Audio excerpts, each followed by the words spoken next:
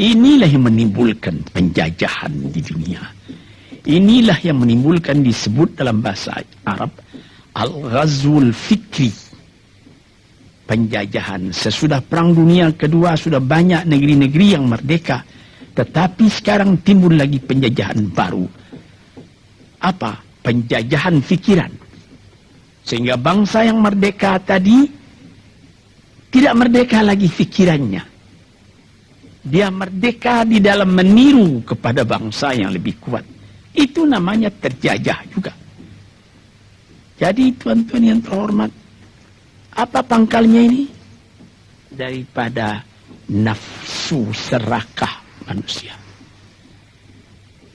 Nafsu serakah manusia sebagaimana tersebut di dalam hadis. Lau kana libni adama wadiyani min dhahabin labtagha thalithan. Wa ma yamla'u jawf ibni adama illa turab.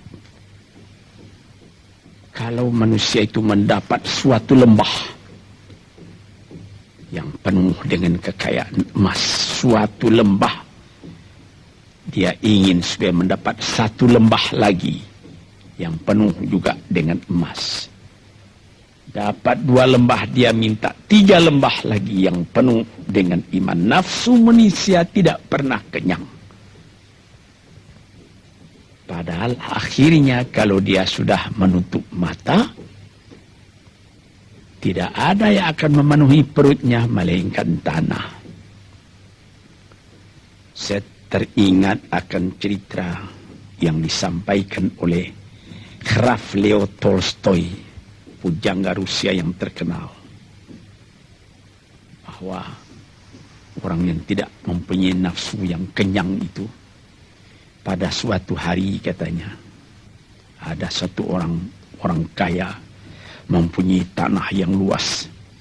Dia mengatakan kepada orang, boleh tuan-tuan mengambil tanah kepunyaan saya ini, berapa tuan suka, berapa tuan mau.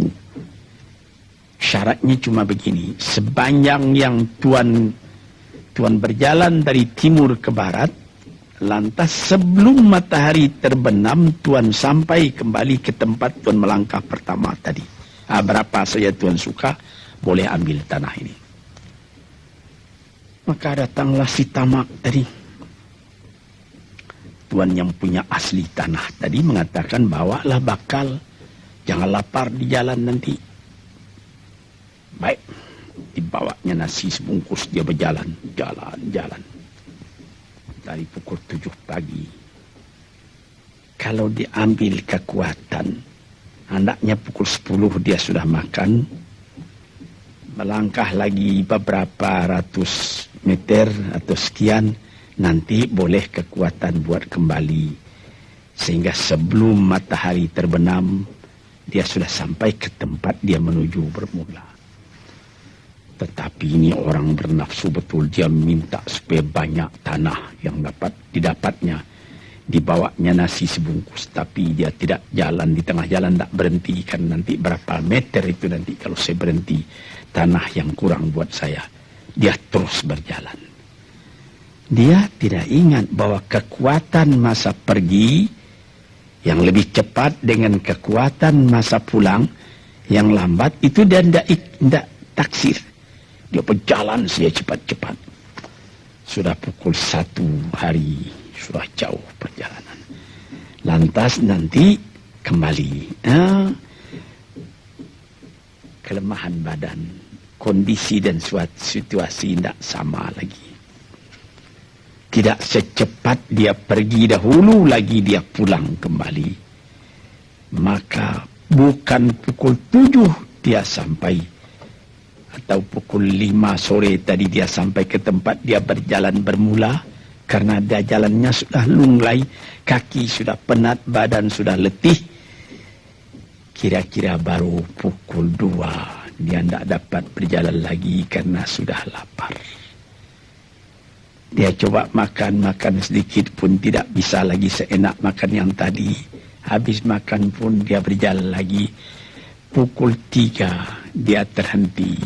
Jauh lagi baru sampai tempat yang pertama. Menurut syarat yang diberikan oleh mempunyai tanah yang pertama, kalau engkau tidak sampai ke tempatmu yang pertama tadi sorenya, tanah ini tidak engkau dapat lagi semua. Memang tidak sampai dia. Pukul 4 dia sudah berhenti berjalan, tidak kuat lagi. Mata sudah gelap. Akhirnya karena terlalu capek, terlalu penat, mati dia di tengah jalan. Berapa dia dapat tanah tadi lagi? Cuma sepanjang badannya untuk kuburannya, yang lain tinggal semua. Ini satu misal yang dibawakan oleh Graf Leo Tolstoy yang sesuai dengan hadis Nabi tadi. Nafsul la tashba. Diri manusia yang tidak pernah merasa kenyang. Kita berkehendak tidak berbatas. Tapi tenaga kita sendiri berbatas. Ini kerap kali tidak difikirkan oleh manusia. Dia punya angan-angan, dia punya macam teori yang dikeluarkan. Dia lupa bahwa nanti tenaganya itu akan terbatas karena sakit, karena lapar, karena tua. Sebagaimana pepatah dari nenek moyang kita, tanda-tanda dikirimkan lebih dulu bahwa kita tidak akan lama lagi di sini. Apa? Rambut, gigi, mata sudah mulai kabur. Uban sudah mulai bertabur. Gigi sudah mulai gugur. Kulit sudah mulai kendur. Kalau mata sudah kabur, uban sudah bertabur, gigi sudah gugur, kulit sudah kendur, sudah 4 perkara. Yang kelima ialah pintu kubur. Nah, ini kerap kali manusia lupa yang demikian. Sebab itu dikatakan, ya Tuhanku, janganlah sampai aku ditumbuhi oleh penyakit nafsu yang tidak mau kenyang-kenyang itu. Nah ini, kemudian itu timbul lagi doa yang keempat. Disebutkan di situ, wa min du'a illa yusma. Ini lebih berbahaya lagi. Ini sudah puncak dari bahaya. Apa artinya? Dan aku berlindung kepada Engkau ya Allah daripada doa yang tidak didengar lagi. La ilaha illallah.